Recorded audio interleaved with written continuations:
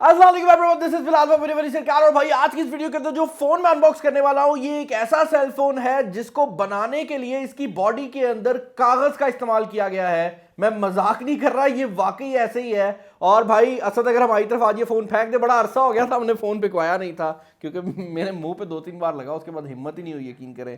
खैर जो फोन हमने आज अनबॉक्स करना है ये Realme GT2 Pro है। अब ये Realme का करंट फ्लैगशिप है, लेकिन ये Realme का पहला प्रॉपर फ्लैगशिप भी है। अब इससे पहले जब Realme GT लॉन्च हुआ था ना, तो Realme GT ऑल दो टॉप एंड स्पेसिफिकेशंस के साथ आया था, लेकिन उसको आप फ्लैगशिप किलर तो कह सकते हो, बिल्कुल अल्ट्रा टॉप लेवल का फ्लैगशिप नहीं कह सकते।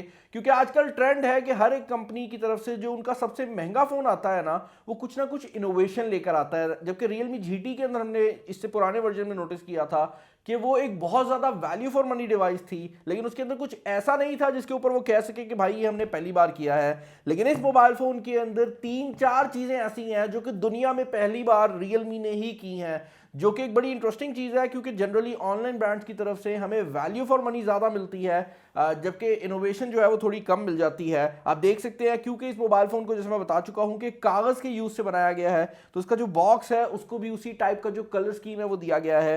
GT2 Pro की जो ब्रांडिंग है वो यहाँ पर की गई है, 5G की ब्रांडिंग यहाँ पर दी गई है, नाओटो फुकासावा का यहाँ पर सिग्नेचर दिया गया है। मुझे ये इसलिए पता है क्योंकि पाकिस्तानी मार्केट में Realme GT ME लॉन्च हुआ था और उस फोन का डिज़ाइनर भी यही बंदा था, तो I know for a fact. चाबी हमारे पास जो है वो गाड़ी की मौजूद है, ये वही गाड़ी है जो मैंने अभी रिसेंटली गिफ्ट की थी। हमारे पास यहाँ पे छुरी नहीं है, तो हम कोशिश करेंगे कि इससे खुल जाए। अनबॉक्सिंग स्टार्ट करने से पहले बड़ा ब्रिलियंट आइडिया लग रहा था। रैपर जो है वो इस फोन के डब्बे के ऊपर से हम उतार चुके हैं। अब बॉक्स के ऊपर जो इसकी मेन हाइलाइट्स हैं वो मेंशन की गई हैं और वो मैं आपको दिखाना भी चाहूंगा। यहाँ पर 2K रेजोल्यूशन का सुपर रियलिटी डिस्प्ले दिया गया है। अब यहाँ पर सुपर रियलिटी का जो वर्ड है उसको जरा दिमाग से निकाल दें, ये एक एमोलेड डिस्प्ले है, लेकिन उससे भी इंपॉर्टेंट बात ये है कि ये LTPO2 डिस्प्ले है। मैं आगे चलकर बताता हूँ कि उसका मतलब क्या है। पेपर टेक मास्टर डिजाइन यहाँ पर दिया गया है, अगेन इसके बारे में भी हम डिटेल में बात करेंगे। स्नैपड्रैगन 8 Gen 1 का चिपसेट यहाँ पर लगाया गया है, जो कि इस टाइम एंड्रॉइड स्पेस के अंदर सबसे ज़्यादा पावरफुल चिपसेट है। और जब ये मोबाइल फ़ोन लॉन्च हुआ था तो उस टाइम पर इस प्रोसेसर के साथ साथ इस मोबाइल फ़ोन के अंदर आने वाला जो कूलिंग चेंबर था वो किसी भी मोबाइल फ़ोन में आने वाले कूलिंग चेंबर से बड़ा था। तो गेमिंग में इसकी जो परफॉर्मेंस है वो काफ़ी क्रेजी होने वाली है। इसके अलावा यहाँ पर बैक साइड पर आपको 50+50 मेगापिक्सल के 2 कैमरा देखने को मिल जाते हैं। तो यहाँ पर मेन भी 50 मेगापिक्सल है और अल्ट्रा वाइड भी 50 मेगापिक्सल है। इसमें भी एक बड़ी मज़ेदार चीज़ है। और तीसरा कैमरा भी यहाँ पर लगाया गया है जो कि आपने पहले नहीं देखा होगा। 12 GB रैम है, 256 GB की जो इंटरनल स्टोरेज है वो लगाई गई है। खैर फ़ोन को हम यहाँ पर ओपन कर लेते हैं और लिखा हुआ है the future in paper. I don't know आपको नज़र भी आ रहा है या नहीं आ रहा, लेकिन यहाँ पर एज किया गया है द फ्यूचर इन पेपर। और इसको हम निकाल लेते हैं।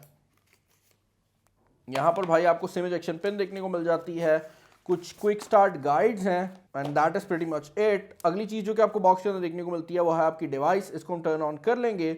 अब बाय द वे मैं ये बात क्लियर कर दूं कि Realme का जो 9i है उसका गिव अवे मेरे चैनल के ऊपर चल रहा है और उसका रिव्यू वीडियो जो है वो मैंने 1 या 2 दिन के अंदर पोस्ट कर देना है। तो अगर आपने उसकी अनबॉक्सिंग नहीं चेकआउट की वो डेफिनेटली चेकआउट कर दें और वो जो गिव अवे के स्टेप्स हैं वो पूरे कर लें, क्योंकि रिव्यू वीडियो में मैं विनर जो है वो अनाउंस कर दूंगा। यहाँ पर बॉक्स के अंदर आपको ये केस देखने को मिल जाता है जो कि Realme के पुराने केसेस की निस्बत थोड़ा डिफरेंट है। अगर आपने GT ME देखा हो तो उसके अंदर काफ़ी चीज़ें इसी तरह की आई थी। इसके अलावा यहाँ पर आपको एक चार्जर देखने को मिल जाता है जिसपे सुपर डार्ट मेंशन है, तो मैं एक्सपेक्ट कर रहा हूँ कि ये 65 वाट की चार्जिंग को सपोर्ट करता होगा। देख लेते हैं। बिल्कुल ऐसे ही है, ये 65 वाट का सुपर डार्ट चार्जर है जो कि Realme के दूसरे फोन्स के ऊपर भी हम देख चुके हैं। और उसके अलावा आपको एक केबल देखने को मिल जाती है जो कि USB Type-C वाली है and that is pretty much it for the box. अब मैं मोबाइल फोन को जल्दी से टर्न ऑन कर लेता हूं और उसके बाद मिलते हैं।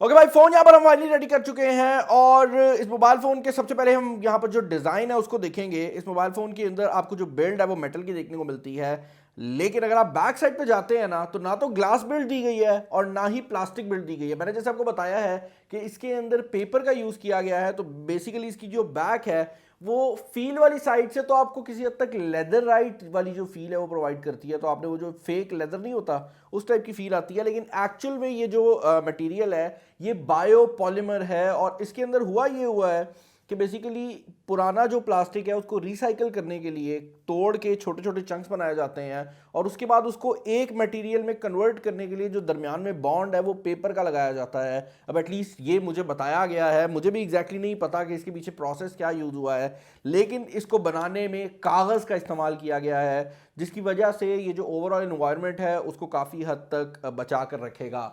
इसके अलावा यहाँ पर बैक साइड पर अगर आप कैमरा सेटअप की बात करते हैं तो आपको मेन कैमरा 50 मेगापिक्सल का मिलता है। उसके अलावा यहाँ पर आपको एक 50 मेगापिक्सल का अल्ट्रा वाइड एंगल कैमरा देखने को मिल रहा है और कैमराज मैं आपको यहाँ पर दिखा ही देता हूँ क्योंकि चीज़ें बड़ी इंटरेस्टिंग हो जाती हैं। मेन कैमरा का जो रिजल्ट है ऑब्वियसली वो एक सोनी का सेंसर है और यहाँ पर जो रिजल्ट है वो बहुत मज़ेदार आता है मेन कैमरा का। आप बहुत ज़्यादा जूम इन कर सकते हैं और आप चीज़ों को काफ़ी डिटेल में देख सकते हैं। थोड़े से टाइम के लिए इस फ़ोन को यूज़ किया है तो मैं फाइनल ओपिनियन तो नहीं दे सकूंगा, लेकिन अल्ट्रा वाइड एंगल कैमरा जो है वो यहाँ पर काफ़ी ज़्यादा अल्ट्रा वाइड है और इसके अंदर एक डेडिकेटेड मोड दिया गया है जो कि 150 डिग्रीज का मोड कहलाता है। और इस मोड का कमाल ये है कि ये किसी भी मोबाइल फ़ोन के अंदर आने वाला सबसे ज़्यादा वाइड कैमरा है। अब क्योंकि ये इतना ज़्यादा वाइड है तो जब इससे आप तस्वीर खींचेंगे तो साइड से वो थोड़ी टेढ़ी हो जाती है क्योंकि ऑब्वियसली वो जो फिश आई वाला लुक है वो आ जाता है जिस तरह लेंसेज में होता है।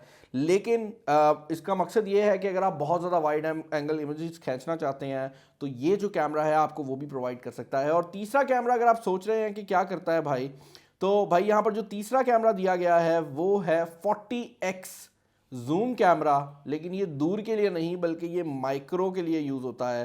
सो बेसिकली इसके अंदर एक माइक्रोस्कोप भी लगाई गई है जिसके थ्रू आप कपड़ों के रेशे तक देख सकते हैं और ये मैंने अपनी पैंट के ऊपर किया है। आप देख सकते हैं कि यहाँ पर बाकायदा कपड़ों के जो रेशे हैं वो नज़र आ रहे हैं। ये जो है ये बेसिकली इस टेबल को मैंने माइक्रोस्कोप करके देखा है, तो जब इस टेबल को आप दूर से देखते हैं तो आपको ये फील नहीं होता, लेकिन अंदर ऐसे है। और उसके बाद मैंने अपने मोबाइल फ़ोन की जो स्क्रीन है, ये आईफोन की स्क्रीन है जो कि नज़र आ रही है, आप देख सकते हैं कि आप यहाँ पर इंडिविजुअल पिक्सल तक देख सकते हैं। तो ये जो मोबाइल फ़ोन है एक अल्ट्रा वाइड एंगल कैमरा, एक मेन कैमरा और एक माइक्रोस्कोप कैमरा के साथ आता है। इसके अलावा जैसे मैंने आपको बताया था कि इस मोबाइल फ़ोन के जो डिस्प्ले लगाया गया है वो LTPO2 डिस्प्ले है, जिसका बेसिकली मतलब ये है कि ये एमोलेड होने के साथ साथ आपको 120 हर्ट्ज का रिफ्रेश रेट भी प्रोवाइड करेगा और ये डिस्प्ले 1 हर्ट्ज से लेकर 120 हर्ट्ज तक किसी भी रिफ्रेश रेट के ऊपर काम कर सकता है। जिसका फ़ायदा ये होता है कि जब आप इस डिस्प्ले को इस्तेमाल नहीं कर रहे तो ये अपना जो रिफ्रेश रेट है वो बहुत ज़्यादा कम कर लेता है और नॉर्मल डिस्प्लेस जो 60 हर्ट्ज पे आते हैं उनसे भी कम बैटरी लेने लग जाता है। और जैसे ही आप इसको इस्तेमाल करना शुरू करते हैं, इसमें मूवमेंट आती है तो ये ऑटोमेटिकली 120 हर्ट्ज पे चला जाता है ताकि आपको जो मैक्सिमम स्मूथनेस है वो देखने को मिल सके। इससे बैटरी लाइफ भी बचती है और इससे ओवरऑल जो आपका एक्सपीरियंस है वो भी ज़्यादा स्मूथ आता है। फाइनली भाई परफॉर्मेंस की बात कर लेते हैं, क्योंकि स्नैपड्रैगन 8 Gen 1 यहाँ पर लगाया गया है तो आप एक्सपेक्ट कर सकते हैं कि टॉप एंड परफॉर्मेंस होगी और ऐसा ही है। यहाँ पर इस मोबाइल फ़ोन की जो परफॉर्मेंस है वो बहुत कमाल निकल कर आई है। ये तकरीबन 1 मिलियन तक का जो स्कोर है वो आपको प्रोवाइड कर देता है। अब ऑब्वियसली डिपेंड करता है कि आप इसको कहाँ पर चेकआउट कर रहे हैं, क्योंकि मेरे पास यहाँ पर जो स्कोर आया है वो 9,55,000 आया है। ज़्यादातर लोग जो कि मेरे से पहले इसको टेस्ट कर चुके हैं उनका स्कोर इससे काफ़ी ज़्यादा बेटर था। उसके पीछे रीज़न ये थी कि वो किसी ठंडे इन्वायरमेंट में इसको टेस्ट कर रहे थे, बट मोर और लेस आप 1 मिलियन तक का जो स्कोर है वो एक्सपेक्ट कर सकते हैं, जो कि किसी भी मोबाइल फ़ोन के लिए इंसेन है और स्पेशली इस फ़ोन के लिए इंसेन है। और बाय द वे ये बात भी मैं क्लियर कर दूं कि ये मोबाइल फ़ोन सिर्फ $750 के प्राइस टैग में लॉन्च हुआ है, तो ये कोई बहुत ज़्यादा महंगा फ़ोन नहीं है और यही वजह है कि इस फ़ोन के रिलेटेड मैं इतना ज़्यादा एक्साइटेड भी हूँ। एक और चीज़ जो कि मैंने इस फ़ोन के बारे में नोटिस किया है वो ये है कि जिस तरह टॉप एंड फ़ोन्स के अंदर कॉमन होता है उसी तरह इस मोबाइल फ़ोन के अंदर भी जो वाइब्रेशन मोटर लगाई गई है वो नॉर्मल फ़ोन्स वाली नहीं है, बल्कि वो जो हाई एंड फ्लैगशिप फ़ोन्स वाली होती है वो लगाई गई है, जिसकी वजह से इसकी जो ओवरऑल फील है वो बहुत बेहतर निकल कर आती है। यहाँ पर आपको जो एंड्रॉयड का वर्जन देखने को मिलता है वो बिल्ट इन ही एंड्रॉयड 12 है। इसके ऊपर 5 GB की एक अपडेट जो है वो आई हुई है, तो मैं इसको अपडेट करके भी देख लूँगा। वैसे मुझे इसमें कोई ख़ास मसला फेस करने में आया नहीं तो मैंने इसको अपडेट किया नहीं है, लेकिन मैं इसको करके भी देख लूँगा। और यहाँ पर आपको बिल्ट इन जो सॉफ्टवेयर एक्सपीरियंस मिलता है वो Realme UI 3.0 और एंड्रॉयड 12 वाला है। यहाँ पर जो डिस्प्ले है वो भी बहुत ज़्यादा ब्राइट आप देख सकते हैं, मैंने इसकी ब्राइटनेस कम की हुई है, ये तकरीबन 1400 निट्स तक चला जाता है। यहाँ पर एक बड़े साइज़ की बैटरी लगाई गई है, 65 वॉट की चार्जिंग दी गई है जो कि काफ़ी तेज़ चार्जिंग है। बट मैं ये बात भी कहूँगा कि मैंने इससे पहले जो बहुत अल्ट्रा लेवल के फ़ोन्स देखे हैं ना वहाँ पर 120 वॉट भी आ रहा है, तो मैं ये नहीं कहूँगा कि भाई ये कोई ऐसी चीज़ है जो मैंने देखी ही नहीं है। हाँ, ये ज़रूर है कि अगर आप प्रैक्टिकलिटी की बात करते हैं तो मेरे हिसाब से 65 what is more than enough. या वीडियो को एंड करने से पहले मैं आपको ये भी बता दूं कि यहाँ पर इन डिस्प्ले फिंगरप्रिंट स्कैनर लगाया गया है जो कि एज यूजुअल बहुत ज़्यादा तेज़ है और इस मोबाइल फ़ोन के अंदर वो सारे फीचर्स दिए गए हैं जो कि आप एक नॉर्मल फ़ोन से एक्सपेक्ट करते हैं। तो उन चीज़ों को मैंने यहाँ पर कवर नहीं किया। 5000 mAh की बैटरी लगाई गई है और ओवरऑल जो फ़ोन है ना यार, this is something else. Like Realme के बहुत ज़्यादा फ़ोन्स यूज़ किए हैं बट दिस फील्स डिफरेंट। मुझे कमेंट सेक्शन में बताइएगा कि आपका इस फ़ोन के रिलेटेड क्या ओपिनियन है। अब ये ऑफिशियली पाकिस्तान के अंदर अभी तक लॉन्च नहीं हुआ तो परचेज़ करना या ना करना तो सवाल ही नहीं उठता, लेकिन अगर आपको ये फ़ोन पसंद आया है तो कमेंट सेक्शन के अंदर ज़रूर बताइएगा कि रियलमी को ये फ़ोन पाकिस्तान में लॉन्च करना चाहिए या नहीं करना चाहिए। चैनल पर नए हैं, चैनल को सब्सक्राइब कर लीजिएगा और गिव अवे के अंदर पार्टिसिपेट करने के लिए रियलमी 9i की जो वीडियो है वो चेकआउट कर लीजिएगा। वीडियो में इतना ही। This is Bilal signing off. अल्लाह हाफिज़।